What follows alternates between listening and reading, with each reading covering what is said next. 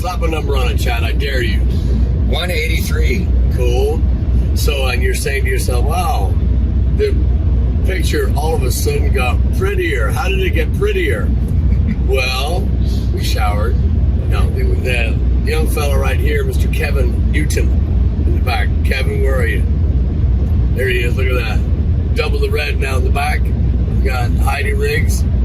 We got Chad the Impaler. And then we got a driver. Tonight is going to be night number 4. Yeah. On episode 183. We just finished 2 nights in Weston, Missouri. Fridays, Irish pub, 2 stories below ground. Awesome. Which was freaking great. And then Barleycorns in Wichita the night before that. So anyway, you're saying to yourself, well, who is this young fella? Well, Kevin, can you tell us a little bit about yourself and leave out the part about the livestock, please? Yeah. My name's Kevin. That's about it. That's not true. Okay. That's not true. And Kevin is not only playing drums for us, but he's our spiritual guide, guide counselor. It's like having fucking Confucius in the back. I don't like to talk very much. Stacy, hope you're not watching this. It's been awesome. Last night, Weston was sick. I mean, the crowd was great, friendly, and I couldn't ask for a better show last night. Heidi, your first time? Yeah. Thoughts? I love Weston. It's the coolest building I've ever seen. Was it essentially a cellar? Yeah. So yeah, and we didn't get to see it, but I was showing on the stairs, Kevin, on the stairs, right as you walk up the second set of stairs, it opens up and goes into another cellar. That's it's the most amazing place. It's So like every time you turn, there was another place you could go, like another door, another hallway. And I was like, man, I can spend all day here. This place was awesome. I got to see Bob Reeder Yeah. a few minutes. the mighty Bob Reeder. Oh my gosh. Can we have a moment of silence, please, for Bob? No, because there is no moment of silence for Bob Reeder. He had them popping. Yeah. Oh yeah. He was terrific.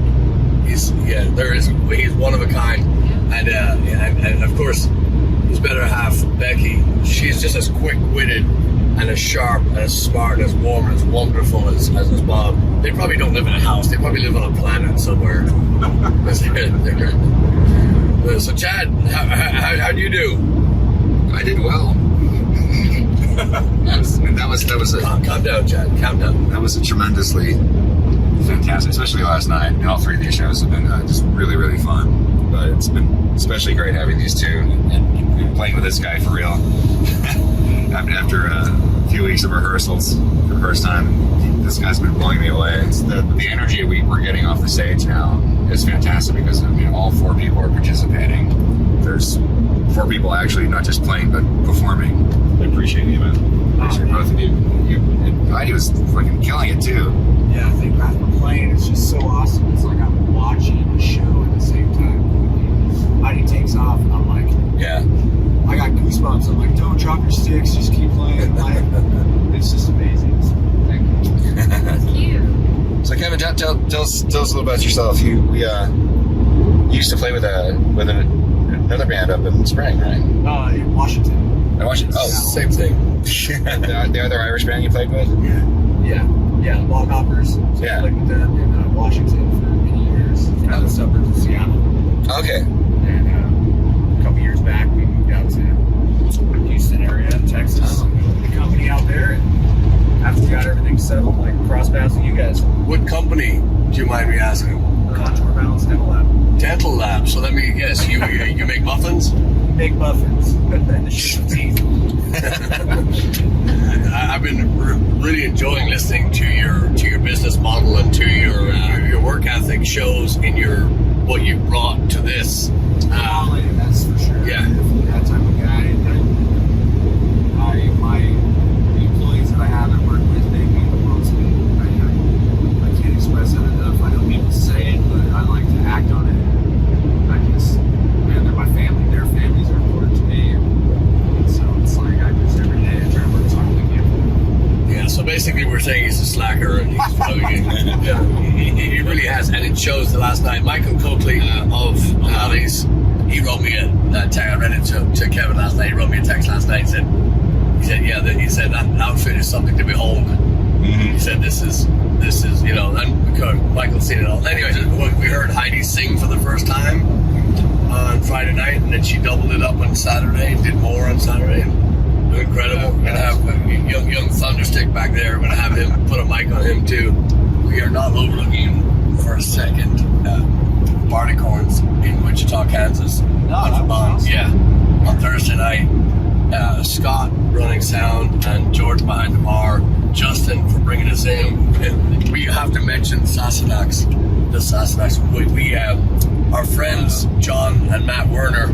John called me a while back, and we've become friends. They have that. I think it's a 7 or 8 or 15 or 22 piece band in Kansas, and they're quite phenomenal. You'd never know it by talking to them. They're just humble, and you know they're in the process of getting rid of their iPads off the stage. You listening, John? No music stands. John gave me a great story, which I can't tell because I know there's some children watching. But he told me why he has to keep the stand on the stage, and all this I can say under oath is because when he tries to ad-lib, his wife puts him in timeout for weeks on end. So, and Colleen is not to be messed with. So they introduced us to Justin from Barleycorns, and Barleycorn has, like a lot of these people, like Michael Coakley, like Frank Vance at the Dubliner tonight, all these people have helped us guide this new terrain now after being locked down for so long. They've been really good in letting us, you know, in molding their calendar to fit our schedule, you know, because we can't book a year out anymore for many reasons. You know, all these people have just been wonderful in giving us the dates that we're asking for to route our trips. So, as you know, we're on our way to Montana. To find a place like that, like a rock and roll club, if you've been to the Continental Club in Houston, Texas, I hope you have. Barleycorns is like a miniature version of it. You know, you could probably hold 150 people packed in there. Yeah. And that place is on its way to being one of those places that's going to be wall to wall. The next time we come up there, it's going to be insane. It's a true rock and roll club. We also have to thank the Dirty Gentlemen from Kansas too, man. They're a cover band, but I saw Bark at the Moon by Ozzy Osbourne played note for note at Barleycorns. That band, they were incredible, and the nicest guys you can meet. Yeah. They had their gear off the stage before you could blink. And they all hung around for the show? Was it? Yeah, and Justin is responsible for that. Justin, the owner. So that was our first night. Well, we hadn't played, so just so you get a little context here. So Heidi comes in from Phoenix on Wednesday. We meet on Wednesday for the first time.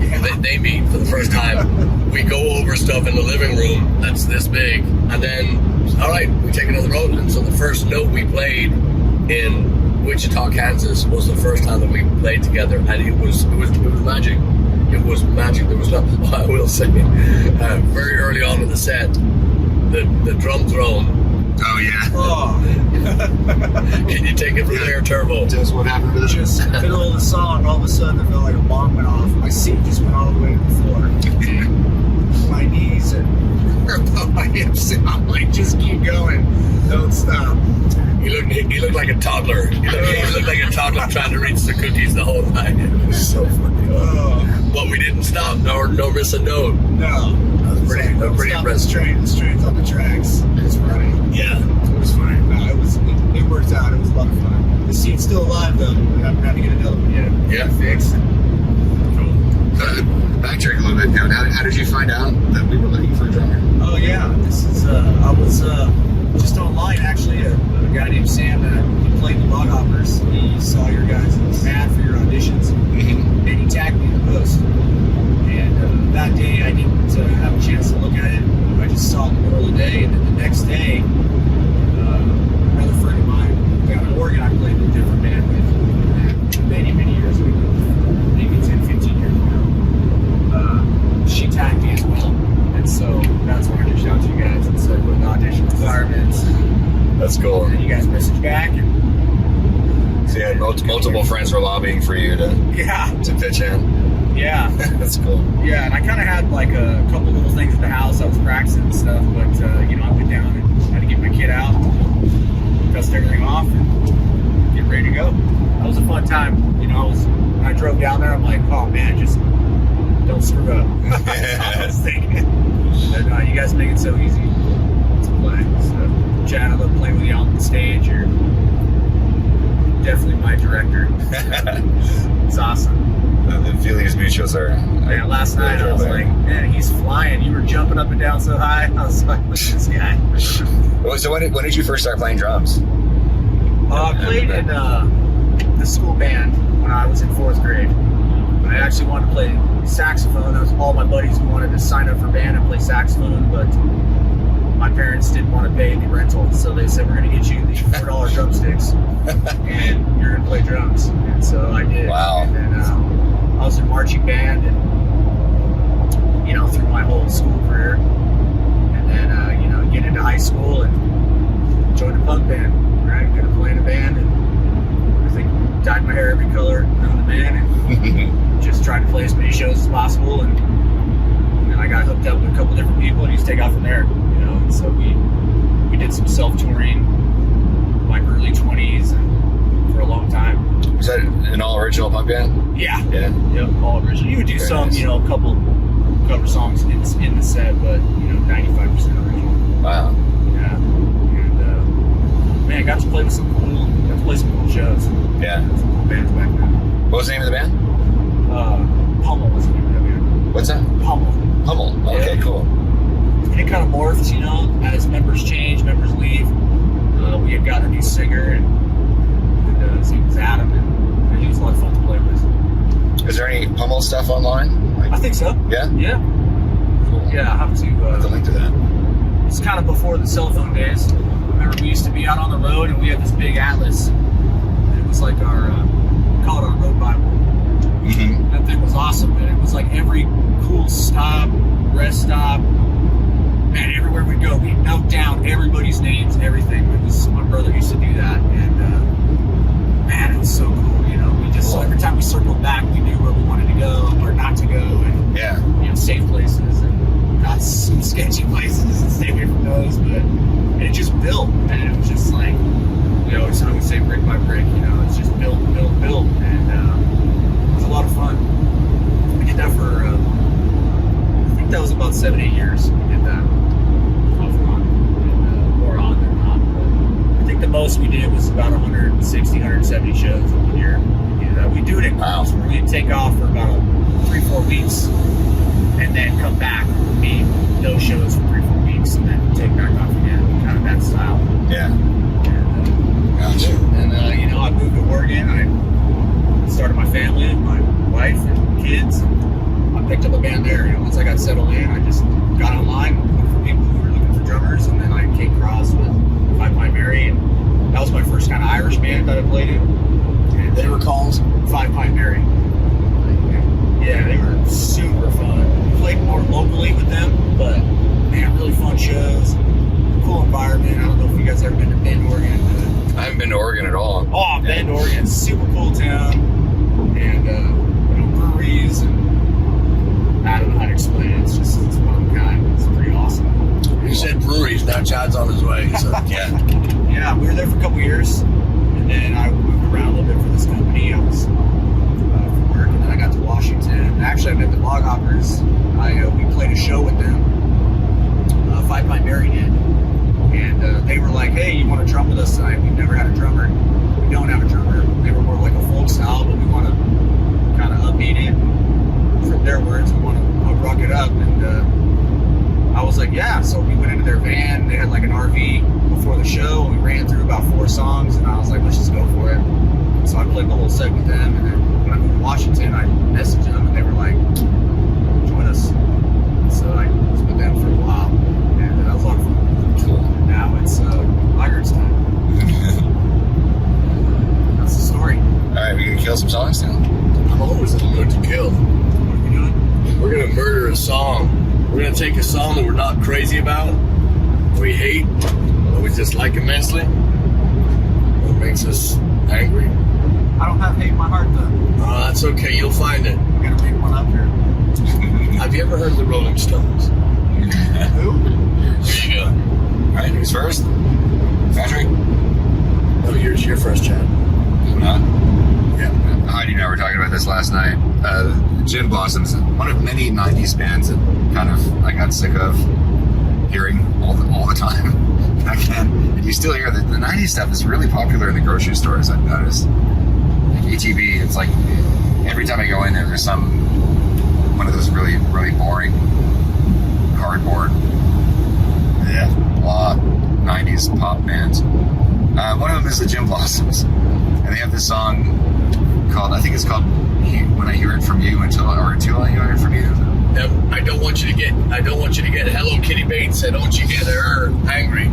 So choose wisely. Pretty much every other song I killed. I know. Yeah, until I hear it from you, it just sounds like something that was written deliberately to appeal to chicks. So I like it already. Sing it. But this is, the guy's talking about how his friends are telling him apparently that his girlfriend's cheating on him or doing something unsavory. And he says, I'm not going to believe anything to say. I'm going to just wait until I hear it from you. And then he goes into this really sensitive sounding chorus. Till I hear it from you, baby. It's just so cloying. And anyway, I can't stand it. Good kill.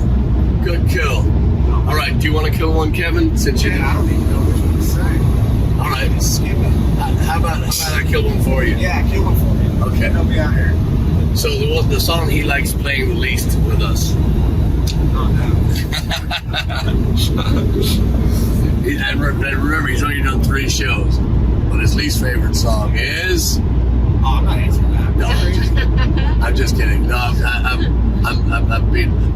I'm gonna kill a song too. I'm gonna change on the spot. I'm gonna go with Blues Traveler. Now, not only do I despise the harmonica, but I despise the harmonica when it's 15-20 minutes. So Huey Lewis, my good friend, always gets a pass. Some other people might get a pass, but and if you haven't heard Huey Lewis play with Thin Lizzy, get Live and Dangerous and listen to Huey Lewis on harmonica with bluesy Huey Lewis. What song is it that he plays on? Maybe Drives Me Crazy. And anyway, but just it belongs, and harmonica doesn't belong in heavy rock, but he got it in there and it fits and it works, and it's can't live without. Anyway, Huey Lewis, you're all right, you're safe. Blues Traveler, not so much. John Popper, definitely heavily overplayed all there. Yeah, I mean, it's just there shouldn't be even be that many guitar solos in a song. Never mind. Anyway, so I can't get that stupid Gin Blossoms song, the one that I was thinking out of my head. Let's get rid of that one too. Yeah, that one too. What's it called? Roll to Me. Roll to Me. Oh yeah, that's mine. You want to kill it? You want to get? Oh, you Kill it. it's like he's read my mind right there. Killer Kev. He got it done. Yeah. Good job. Proud of you. How does that one go? Speaking of Huey Lewis, I just want to say that's my first concert I ever went to. Oh, really? Yeah. Cool. I think I was 8 or 9. Last year? Yeah. A couple years ago. My mom took me. What a great show, huh? Yeah. Yeah. Really super great cool. players in that band. My mom and my brother. Yeah. One of her friends. I can't remember, but yeah, it was super awesome. Yeah. That sports lineup, that lineup, oh my God. Yeah. Just untouchable. Yeah, I remember we were looking at that guitarist. I can't remember his name now. Chris Hayes, yeah. But he's actually a jazz trained guitar player, and His whole family. it's amazing. Just remember they broke down an acapella part. Yes. Oh, Yeah. man, Oh my God. That's the thing about that band. All of them can sing. Yeah. And did they bring the drum machine out on the little radio flyer? I don't remember that. Yeah. I can't remember that part. I just remember it was lights out. We were in this big stadium, and they kind of had the lights on the stage. And that's all I can kind of remember. I was so young. But it was just like, wow. Yeah, myself and my mother, and my girlfriend at the time, Joanne Kelly, I'm sure she was thrilled to have my mother-in-law. But my mother was a better kisser, so that's who brung you, right? But sorry, Mom. But yeah, we went to see Huey Lewis in Dublin And if there was ever a doubt who owned the charts in that era, Huey Lewis was God. I know we're in the kill section, but I thought, man, I gotta toss that props out. Yeah. Runaround. Thank you. The one I'm killing is Runaround by Blues Traveler. Oh, yeah. Yeah. So that's why we're going there. Right? Since it's killing time, Heidi, what you got? Zombie. Nice. Give me just right there. I think it came up in the rehearsal right after or before. I think we got hit by lightning or something. Oh, yeah. Went up. Oh, that was Messing around. Yeah. But I'm like, that's the song I'm gonna kill. Does it have something to do with the way it's sung, or just? Yeah, I mean, it's just the whole song. It's like that Violent Femmes song for me. Blister in the Sun. It's like it's on that same level. I'm just stop it already. Yeah. Yeah, and again, to quote my good friend Kent, he said, I spent my whole career trying to not sing like that, and she makes a #1 hit out of it. So, Kevin, I have to put you on the spot again. Is there a song that you like that maybe just regular mortals would not know, and you think that they should know, or a band or something that should have a little light shone upon them? I mean, I'm a huge Rise Against fan. They're in my daily. I love their songs like Satellite. I think that's a good song to get in with them. I love the drumming. He just stays and just driving through. And I've seen them live a couple times, and man, I just love it. I just love their power and their, they're my top 3 favorite band of all time. So I think Rise Against. Okay. Who's that? Heidi, do you have one? Yeah, I like Brandy Carlisle. Really? My favorite of hers is The Story. Just Never heard of it. soul. Oh, you gotta look it up. It's incredible. I do like her voice. It's different. I love her voice, and that's a great song. I don't know the name of the song. I know she has a song I would like to kill, but I do like her voice. From the Go-Go's? Yeah. Oh, really? Okay. Yeah. I wasn't sure. I'll check that out. Yeah. Yeah, I think it was the 80s one where she's... Anyway, but yeah, that was it. There's a girl in Phoenix, Natalie Lucas, who really nails that song. She sings it so great. She's in Nightball. Nightball? Band in Phoenix that's really, really well known. Oh, cool. Every time she sings it, I'm like, it's one of my favorites. What's her name? Natalie Lucas. Natalie Lucas, okay. Yeah. Great singer. Yeah. That's cool. I was listening to a song a couple of days before we left by Joe Jackson. And Joe Jackson is Michael Jackson's second cousin, twice removed. But he has a song called Slow Song. And there's a great live version on it. I have a double live, I have a few of his records, but one of them is a double live record. I don't know if he's the best singer I've ever heard, but there's once in a while you hear somebody like that that just finds exactly where they're supposed to be vocally and they deliver it. And that song to me is his moment where I go, that's, and it's a great song too. It's just lovely melody. Band's very, very good, and it's one of those songs that I could listen to 2 or 3 or 4 times in a row and not play. Very, very good song. Joe Jackson. Yeah, he's got a lot of really great stuff. Yeah. His deeper cuts seem to be better than his. I mean, dress sharp and look sharp. She really got out with them. All that stuff is top from there. I'll say he and Ian Jury and the Blockheads. They are very, very similar in their approach to song, especially hit writing. They just seem to be very, very structured, but very similar. Cool. I didn't really prepare this, but I'm just going to pick one out of the air from once. Cut. There's a band called Wolfgang Press. This goes back to like late 80s when 120 Minutes was on MTV a lot. And it was like, at the time, it was like the only thing that was good about MTV, because it was starting to become not to have anything to do with music at that point. And so 120 Minutes, that show was like what MTV was like the first couple of years that it was on. It was like a lot of really weird alternative stuff, as they started to call it back then.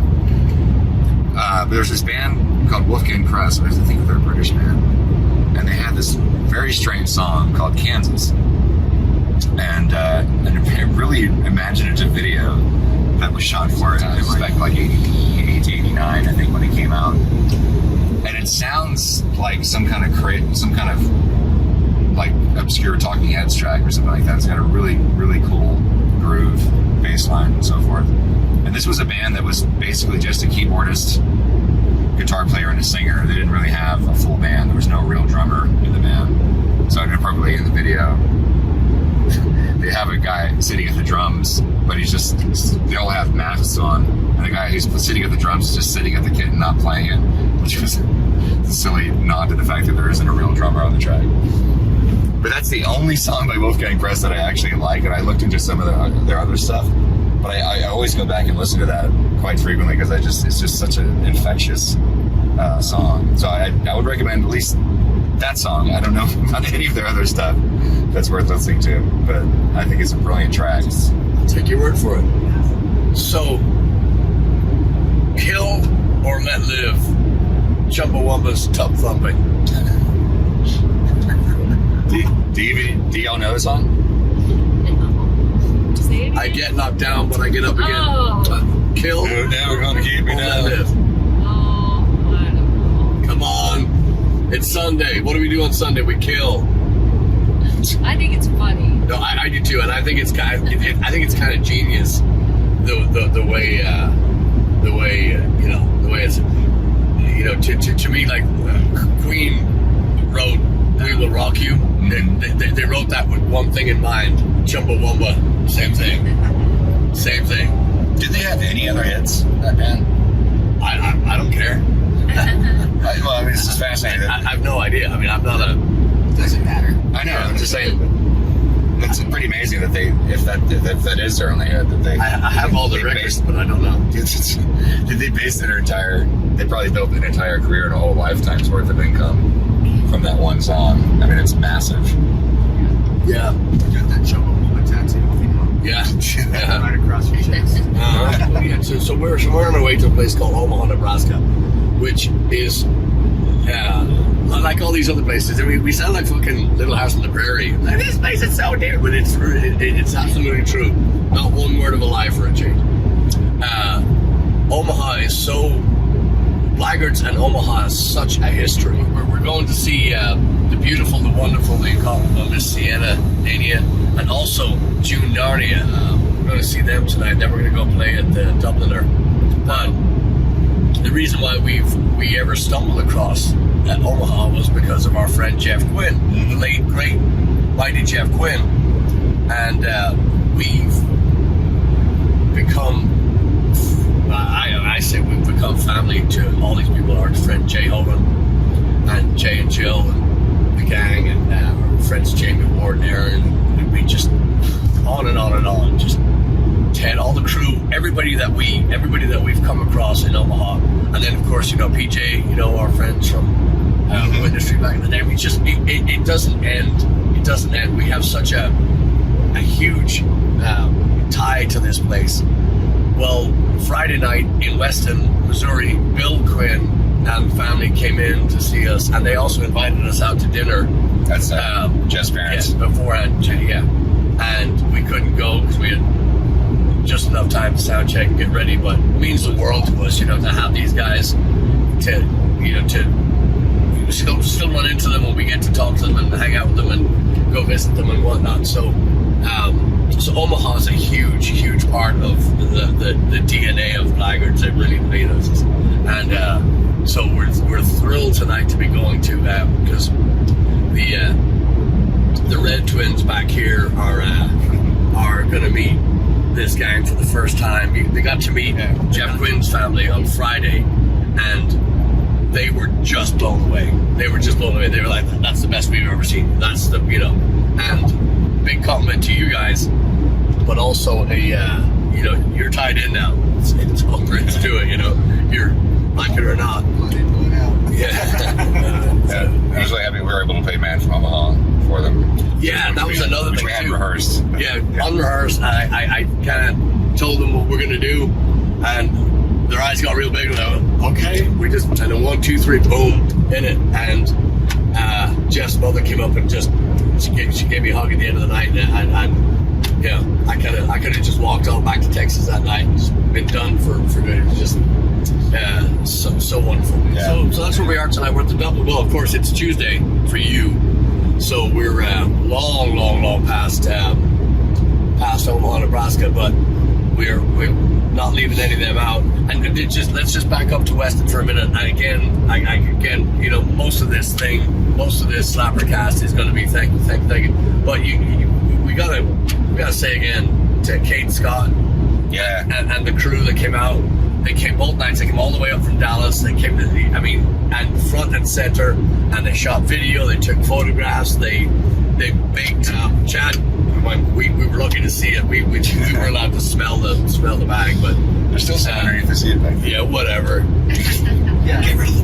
Get rid of it. No, just kidding. So yeah, Last night we get back, and you're like, here. yeah. I was like, oh my gosh. Oh, yeah. It's so hard not to just keep, I know. Yeah, the brownies too. Yeah, from Kenna, from Michael Coakley's wife, Kenna. She'd sent them down, and I was doing so good. I was off sugar for a week. Fuck that. It's not the first time she's made brownies for us too. There was one time we were there a few years ago. And Chad doesn't hold a grudge. Continue. But she made them, and it was either her or I can't remember. Somebody put them behind the bar for us. So of course, by the time we got around to seeing where they were, the staff had inhaled all of them. Which I would have done that too. Can you blame? Yeah, you do that. So this time Michael came up with it. So here, handed it directly to us. And it was in the church collection basket from. That's right. And I just so Weston, if you're missing some church baskets, don't look at Kenna's kitchen. Yeah. Oops. So Slapper Day Tuesday, we're on our way to. We're gonna go to Idaho Falls for the first time. Okay. We're playing in a place called the Celt in Idaho Falls, and then we're off to Montana, another first. And we're playing at the Bitterroot Celtic Games and Festival. It's going to be awesome. Yeah. We're going to take a lot of pictures and show you what we see. So come along for the ride, and we will be checking in with you as well. We'll be doing some road blow, and we'll be checking in from time to time. But I just wanted to, we just want to welcome the Reds back here. Yeah. And just to tell you, if you get a chance, come out and see us. We're dumbfounded, as you can tell. And very grateful. And Heidi, just next time, just keep it down a little bit. Check out the website too. We've got we got some new stuff coming up too. So and yeah, we're gonna post some clips, do all that stuff. So stay in touch, goddammit. Yep. All right. So thanks everybody. Don't go changing.